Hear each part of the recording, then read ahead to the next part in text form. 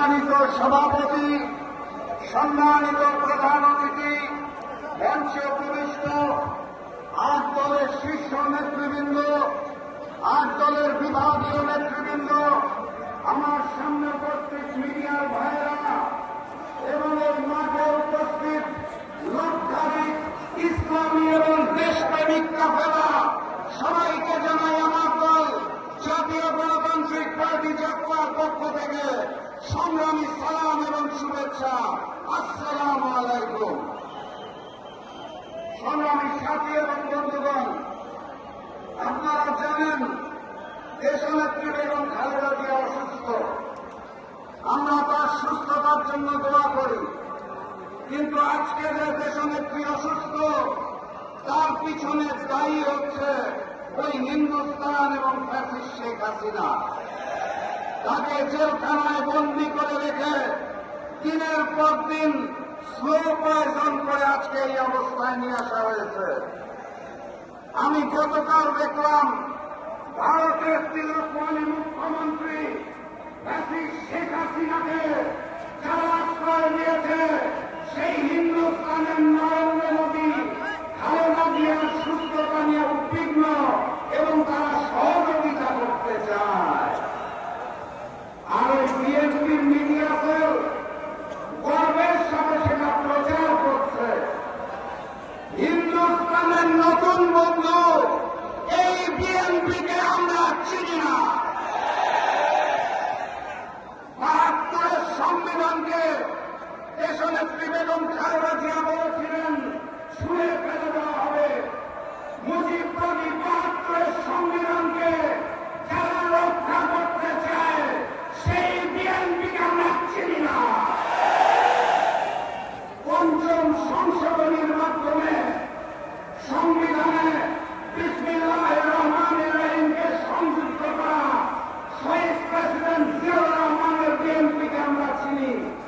বর্তমানে যারা বলেন ইসলামী শরিয়ায় বিশ্বাস করি না সেই বিএনপিকে আমরা চিনি না।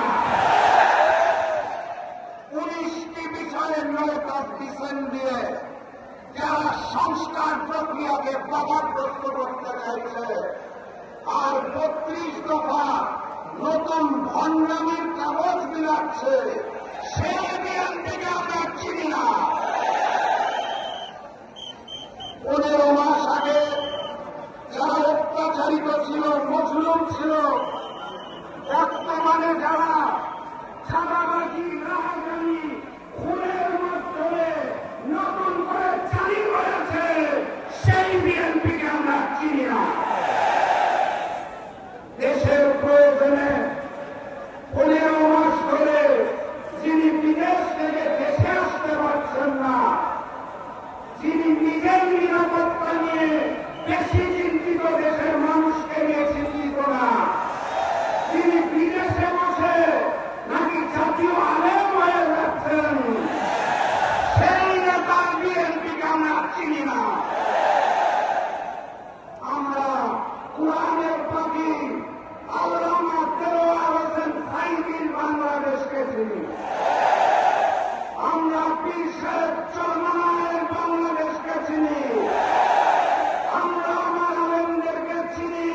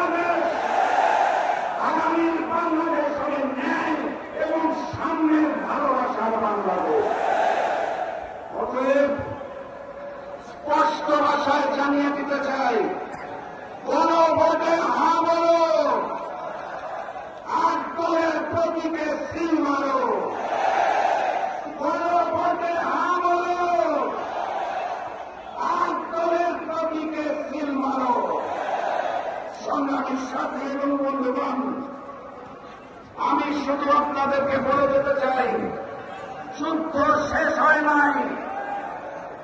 যুদ্ধ জয়ী হয়ে ঘরে ফিরবেন, তার আগে বরিশাল বিভাগের কেউ ঘরে চলে যাবেন না। আজকে এই ঐতিহাসিক সমাবেশ থেকে স্লোগান শুরু হবে। জাতীয় নির্বাচনে 8 দলকে, ইসলামী দলদেরকে জয়যুক্ত করে স্লোগান দিতে দিতে বাড়ি ফিরবেন ইনশাআল্লাহ। তাহলে স্লোগান শুরু হোক।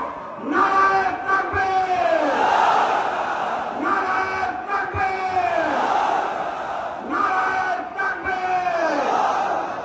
এই বিজয় ধ্বনি ওই হিন্দুস্তানে পৌঁছে গিয়েছে। ওই নতুন জালেম বিএনপির বুকে কাঁপুনি ধরিয়েছে। তো এবার আমাদের সুনিশ্চিত বিজয়ের পথে যাত্রা শুরু। জীবন অথবা মৃত্যু। আসসালামু আলাইকুম।